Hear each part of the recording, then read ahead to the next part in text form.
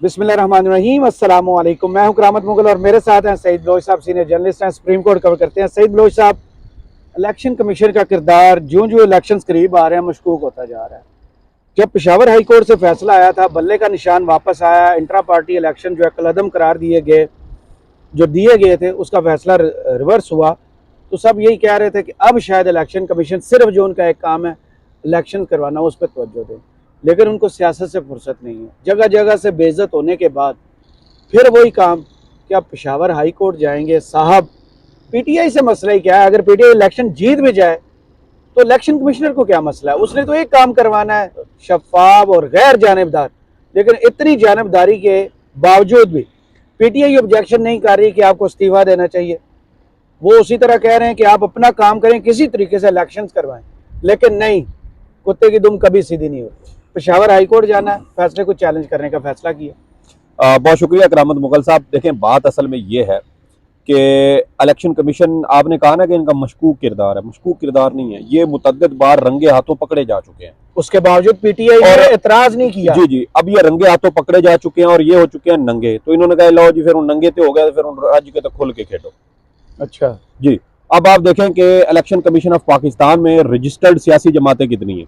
175 175 में से 174 के साथ इलेक्शन कमीशन को एतराज नहीं है, सिर्फ एक सियासी जमात के साथ एतराज है। और वही है, और वो भी कब है? जब आपका इलेक्शन शेड्यूल जारी हो चुका है। तो ये वो बातें हैं जो इलेक्शन कमीशन के किरदार को जो है वो एक्सपोज करती हैं। मैं मशकूक का लफ्ज भी इस्तेमाल नहीं करता, एक्सपोज कर रही हैं, बेनकाब कर रही हैं। और ये बार बार ये सब कुछ हो रहा है और अदालतों में भी इलेक्शन कमीशन को इसी वजह से सुबकी का सामना करना पड़ता है। पेशावर हाई कोर्ट में भी उन्होंने कहा, देखे ना क्या ऑब्जर्वेशन दी थी। उन्होंने कहा कि जब इलेक्शन शेड्यूल जारी हो चुका तो फिर आप कैसे किसी सियासी जमात का इंतखाबी निशान ले सकते हैं? आपने अगर लेना ही है तो फिर आप इसको आइंदा आम इंतखाबात जो आएंगे उसके लिए फिर आप इसको रखें। पाकिस्तान का इलेक्शन कमीशन, पाकिस्तान का इलेक्शन कमीशन ऑफ पीडीए। आप मुझे बताएं इसका काम क्या? इलेक्शन करवाना, आइन के अंदर क्या काम? इंतखाबात करवाना टाइम पर, जब किसी भी वक्त। मतलब बेसिक तो ये है ना कि आपको हर वक्त करवाने के लिए, मुल्क में इंतखाबात के लिए तैयार रहना आपका एक काम है। जी जी, अगर इमरजेंसी में होते हैं तो आपके लिए 90 दिन क्या आपकी तैयारी नहीं थी? अगर असेंबली की मुद्दत पूरी करती हैं तो आपके पास 60 दिन। इस मुल्क में पिछले 2 साल से जो हो रहा है, इनको नहीं पता इलेक्शंस का माहौल है। देखें, जब पंजाब में ये डिप्टी स्पीकर कौमी असेंबली की रूलिंग वाला केस चल रहा था ना सुप्रीम कोर्ट में, तो उस दिन भी सुप्रीम कोर्ट ने इलेक्शन कमीशन को, चीफ इलेक्शन कमिश्नर को बुलाया। जी बिल्कुल ऐसे ही है। और सुप्रीम कोर्ट ने कहा था कि क्या अगर ये जो हुकूमत का ये फैसला था कि सदर ने असेंबलियां तहलील की और इसके ऊपर इंतखाबात कराए जाए फौरी तौर पर, तो क्या आप इसके लिए तैयार हैं? उस वक्त इलेक्शन कमीशन ने ये कहा था, जी देखें 7 माह चाहिए। इन्होंने कहा जी हमें पहले हल्का बंदियां करानी है। अब चूंकि ये अप्रैल का महीना है तो अप्रैल के महीने के बाद कम से कम 4 माह ये चाहिए। बंदियां का फैसला उस इमारत में करना है, पार्लियामेंट में। जी जी, इनने नहीं करना, जो सीसीआई का काम है। उस वक्त ये चल रही थी ना, उस वक्त मैं आपको बताता हूँ वजह ये थी कि फाटा जो था वो जम हो चुका था। फाटा जम होने से सीटें क्लियर हो चुकी थी। जी जी, हो चुकी थी, लेकिन उसमें भी इलेक्शन कमीशन ने हल्का बंदियां हो चुकी थी। नहीं हुई ना, मैं वही कह रहा हूँ। बदयांती इलेक्शन कमीशन ने ये की कि वो काम जो ये कह रहे थे कि 4 महीने लगेंगे, ये काम तकरीबन 1 महीने के अंदर कर सकते थे। वो कैसे कर सकते थे? जम हुआ था तब सारा डाटा इनके पास था यार, करने को आए तो 2 दिन भी नहीं। जब ये जम हुआ था ना, उस वक्त इंतखाबात हुए थे पिछली वो हल्का बंदियों के मुताबिक, लेकिन मरदमशुमारी के मुताबिक। जी, अब ये जो इंतखाबात होने थे, अब देख रहे हैं कि वो 2021 वाली मरदमशुमारी के जो अदाद-ओ-शुमार जारी हुए, उसके तहत फिर इन्होंने नई हल्का बंदियां करनी। अब नई हल्का बंदियों में भी इलेक्शन कमीशन ने डंडी मारी, सुप्रीम कोर्ट से झूठ बोला। झूठ क्या बोला? कि मरदमशुमारी के मुताबिक आप देखें ना कि इजलास जम हुए, 6 सीटें कम हो रही हैं आपके केपी की। तो बुनियादी तौर पर अगर कहीं पर हल्का बंदियों की अशद जरूरत थी भी तो वो सिर्फ केपी की हद तक, खैबर पख्तूनख्वा की हद तक थी। 6 कौमी असेंबली की, 6 कौमी असेंबली की, क्योंकि वो कम हो रही थी। 342 थी तो वो 336 पे आ गई, और इधर से 272 थी मजबूरी। अगर उसमें से हम 266 निकाल भी दें तो वो 266 रह गई। तो अगर ये सिर्फ खैबर पख्तूनख्वा की हद तक कर लेते तो बाकी पूरे मुल्क की उन्हीं हल्का बंदी। जी जी, तो मतलब ये था कि इलेक्शन उस वक्त भी टाइम पर हो सकते थे, लेकिन इलेक्शन कमीशन ने उस वक्त रुकावट डाली। ने उस वक्त भी ऑब्जेक्शन नहीं किया। जी जी, कहा कि हम नहीं करा सकते। फिर आपको याद है कि पिछले साल इस्लामाबाद में बल्दियाती इंतखाबात करवाने थे, ये दोबारा भाग गए और आप देखें कि अब बीच में वोटर पहुंच गए थे और आगे बंद थे पोलिंग स्टेशन बंद थे। ये हमें अजीब याददाश्त कमजोर है ना, हाई कोर्ट के फैसले के बावजूद कमीशन नहीं करवाए। और फिर देखें कि पंजाब और खैबर पख्तूनख्वा की सूबाई असम्बलियों का मामला आया, इलेक्शन कमीशन फिर नाकाम हुआ। फिर आप देखें कि कौमी असम्बली और बाकी सूबाई असम्बलियों का मतलब चारों सूबाई असम्बली और 5वीं कौमी असम्बली हो गई। तो 5 असम्बलियों के इंतखाबात अब करवाने थे, 7 नवंबर तक करवाने थे, नहीं करवा सका, नाकाम हो गए। अब आप देखें कि 3 माह मजीद एक्स्ट्रा मिल गए, उसमें भी अब ये इनके जो 2 नंबरियां वो सामने आ रही हैं। और उसमें भी बुनियाद क्या बन रही है, एक सियासी जमात। और सबसे बढ़ के आप देखें कि मेरे ख्याल में जो कल कहते हैं ना कि अपने पाँव पर कुल्हाड़ी मारना, वो अपने पाँव पर कुल्हाड़ी मारने की हमें कल एक जिंदा मिसाल हमें नजर आई है। और वो है जब शहबाज शरीफ साहब ने, मरियम नवाज ने, राना सनाउल्लाह ने, इन सब ने प्रेस कॉन्फ्रेंस की, जहांगीर तरीन ने जब स्टेटमेंट दी जी कि और इन्होंने वो बयान दिए। रात को इन्होंने कहा जी लाडले को बल्ला दिया गया है, तो लाहौर हाई कोर्ट के जजेस के खिलाफ मुनज़्ज़म जो है वो कैंपेन जो है वो की गई। और ये नून लीग का वतीरा रहा है, ये अब से नहीं, ये पहले से है कि ये जजेस को, अदलिया को टारगेट करते हैं जो इनकी मर्जी और मंशा के मुताबिक फैसले ना दे। हमने यहाँ सुप्रीम कोर्ट में जज साहबान को देखा, साबिक चीफ जस्टिस उमर अता बंदयाल को हमने देखा कि यहाँ सुप्रीम कोर्ट का यही है, हमारे आगे सामने दरवाजा है, जहां पर स्टेज लगाया गया था और सुप्रीम कोर्ट के साबिक चीफ जस्टिस के ऊपर तनकीद की गई। जस्टिस इजाजुल हसन, जस्टिस मुज़ाहिर नकवी के खिलाफ नाजेबा और नामुनासिब अल्फाज का इस्तेमाल किया गया। मकसद सिर्फ ये था जजेस को दबाव में लाया जाए और इनको ये जो पंजाब और खैबर पख्तूनख्वा में इंतखाबात करवाने का जो फैसला है उससे ये किसी तरीके से पीछे हट जाए।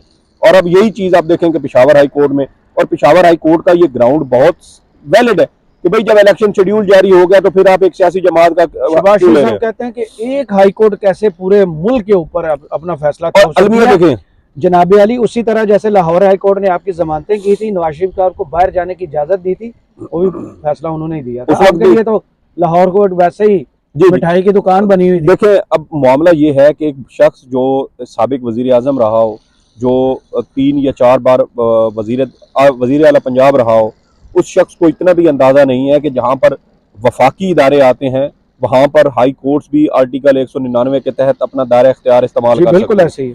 बाकी जो सूबाई इदारे हैं, जैसे सूबे के अंदर कोई पंजाब का कोई इदारा है तो उसके खिलाफ खैबर पख्तूनख्वा की हाई कोर्ट कार्रवाई नहीं कर सकती, खैबर पख्तूनख्वा में है तो वो पंजाब की और दीगर हाई कोर्ट से नहीं कर सकती। लेकिन जहां पर मामला आता है आपके वफाकी इदारे का, जैसे इलेक्शन कमीशन हो गया या दीगर जो FBR हो गया या इस तरह के जो इदारे हैं जिनकी पूरे मुल्क के अंदर दायरा इख्तियार उनका होता है, FIA हो गया, तो ये इनके खिलाफ फिर मुतलका जो हाई कोर्ट्स हैं वो कार्रवाई कर सकती हैं, उसके ऊपर नोटिस लेती हैं, मुकदमात सुनती हैं, फैसले देती हैं, ऑर्डर जारी करती हैं, सारी चीजें होती हैं। और आप देखें कि शहबाज शरीफ साहब जो है वो इतने भोले हैं, बेरगल में भोले भी नहीं है, ये असल में इनको गजनीज है, नहीं, इनको सरेआम झूठ बोलने की आदत है। अब पड़ चुकी है। और ये कहते हैं कि देखें जी हम अगर झूठ बोल रहे हैं ना तो जो हमें सुन रहे हैं वो बिल्कुल ज़ुम्बीज़ हैं। अपने कारकुनों को तो ये ज़ुम्बी कहते हैं ना कि ये ज़ुम्बी है, और ये हम जो कहेंगे ये शेरों का नशा की। हाँ, ये हमारी हर कहीं झूठी सच्ची बात पर ये आमीन करें कि। और देखें ना कि आज की जो नौजवान नस्ल है उसको बदतमीज क्यों कहा जाता है, वो इसी वजह से कहा जाता है कि ये जब इस तरह के झूठ बोलते हैं वो फौरन इनका झूठ इनके मुंह पे सवाल करना सीख गए हैं, तो ये इनको नुकसान था। और आप देखें कि रात को इन लोगों ने प्रेस कॉन्फ्रेंस की, इलेक्शन कमीशन 3 दिन से जो है वो मगजमारी कर रहा था कि अच्छा जी करिए कि न करिए, अपील करिए कि न करिए, और रात को इन्होंने देखे प्रेस कॉन्फ्रेंस की और अगले दिन अब इलेक्शन कमीशन जराये से खबर चल रही है जी कि पंजाब में ये जो बल्ले वाला। हाँ जी सर ठीक है, जो आपने काम हम फॉलो कर देते हैं। अब वो देखें कि जराये से अब खबरें आ चुकी हैं कि इलेक्शन कमीशन ने पेशावर हाई कोर्ट में इंट्रा कोर्ट अपील दायर करने का फैसला किया और डिवीजन बेंच के सामने ये केस समाअत के लिए मुकर्रर कराया जाएगा। और अब फर्ज कर लेते हैं कि इलेक्शन कमीशन की ये इस्तदा मंजूर हो जाती है, PTI से इलेक्शन कमीशन का इशू क्या है बल्ले के साथ? सर बल्ले का तो बनता ही नहीं है, हर वीडियो में आपसे जी सर नहीं बनता ना, मैं वही कह रहा हूँ कि ये सियासी जमातों के इंटर इलेक्शन करवाए नहीं, MKM ने करवाए नहीं, आप करवाए, मैं आपके नोटिस के बाद उन्होंने करवाए, वो भी अनपोस्ट सारे हुए एतराज। आप सर मैं आपको 175 में से 174 सियासी जमातों का मैं आपको कह चुका हूँ, आप तो चंद गिनवा रहे हैं ना।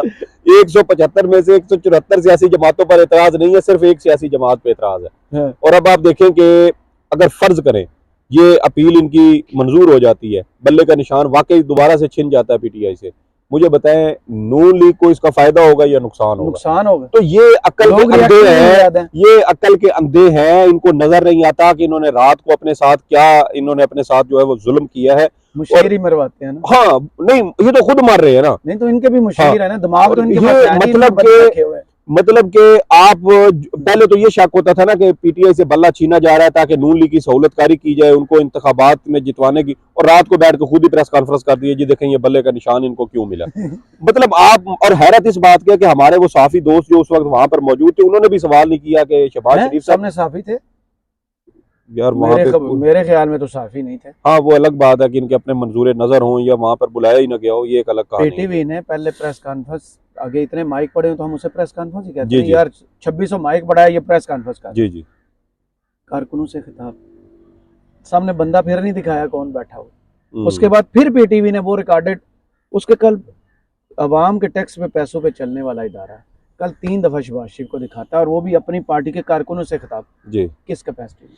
सर यही बात है ना, इसलिए हम कहते हैं कि ये पूरी हुकूमत इस वक्त भी इन्हीं की है, यही शायद कोई चला रहे वकील हैं। सुन रहा हो, उन्हें और भी इस तरफ जाना और चाहिए। देखें ये जो कि 35 रुपए अवाम देती है ना अपनी मेहनत की कमाई पीटीवी को चलाने के लिए, तो सरकारी इदारे चलाना अवाम का काम नहीं होता, अब हुकूमत का काम है टैक्स के पैसों को लेके वो अपने इदारे चलाएं। मेरे ख्याल में ये जो कल ये तो इन्होंने, ज्यादती है अवाम के जी जी, साथ।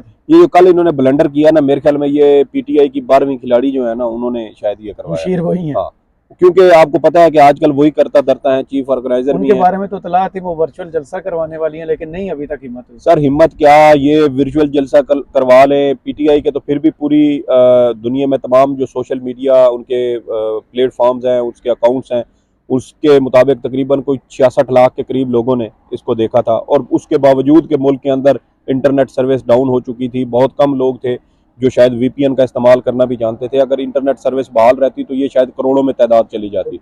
लेकिन आप देखें कि इस सब के बावजूद मुस्लिम लीग नून के सामने भी मैदान खाली पड़ा है, इनके पास तो सारी रियासती मशीनरियां हैं, सहूलतें सारी हैं, और फिर भी ये जलसा करने की पोजीशन में टैलेंट नहीं ये है। इन्होंने कल फैसला किया है ना कि ये जलसे भी करेंगे जनवरी के तीसरे हफ्ते से। वो भी आप देखें, आप पार्टी से भेजते हैं ना अपने टिकट। जी जी, मुस्लिम लीग नून ने ये कहा है, उसका फैसला है, मुस्लिम लीग नून वो भी सराय से चले। और देखिएगा कि ये जब एक दो जलसे कर लेंगे ना, इनको अंदाजा हो जाएगा कि हम किस पानी में खड़े हैं। हालांकि लाहौर ने इनको शीशा दिखाया हुआ है, इसी वजह से मियाँ साहब जो है ना उनकी काम पे टांग रही हैं। वो गला खराब हुआ सर मैंने इस्तेमाल कुछ और करना था, फिर वो उसमें से आप हज़फ कर देते हैं, तो इसलिए मैं काम पे टांगने पर ही जो है ना वो लिमिट करता हूँ। नवाज शरीफ साहब दबाव में हैं ऐसा ऐसा उनकी बीमारी ने भी सर उठाना शुरू कर दिया है। इधर से बल्ले की वापस लेने की फरमाइशें हैं, और दूसरी जानिब देखें कि अपने बारे में ये लोग अपने गिरबान में नहीं जानते कि हमने कैसे इंतखाबात करवाए हैं, और इनके खिलाफ तो केस गुज़श्ता साल मार्च 2022 से चल रहा है, जो इनको 12-13 जनवरी 2023 को समाअत हुई, और अब साल होने को है, ये 11.5 माह हो चुके हैं। 11.5 माह से दोबारा वो केस समाअत के लिए मुकर्रर नहीं हुआ इलेक्शन कमीशन में। तो ये इलेक्शन कमीशन भी तो देखे ना कि ये जब चीजें अब अदालत में जाएंगी तो ये सारी चीजें जेर बहस आएंगी, और फिर एक दफा ये 100 प्याज भी खाएंगे। नहीं वो फिर बात 176 भी नहीं, करामत मुगल साहब बात फिर वही आ जाती है कि ये नंगे हो चुके हैं। इन्होंने कहा ये नंगे हो गए ना उनसी तो उनसी फिर राजी कहते खोल के हाँ और जाके ले। बहुत शुक्रिया सईद बलोच साहब आपके तजिए का। कमेंट्स बॉक्स में जरूर बताइएगा ये वीडियो आपको कैसी लगी। इजाजत दीजिए, अल्लाह हाफिज।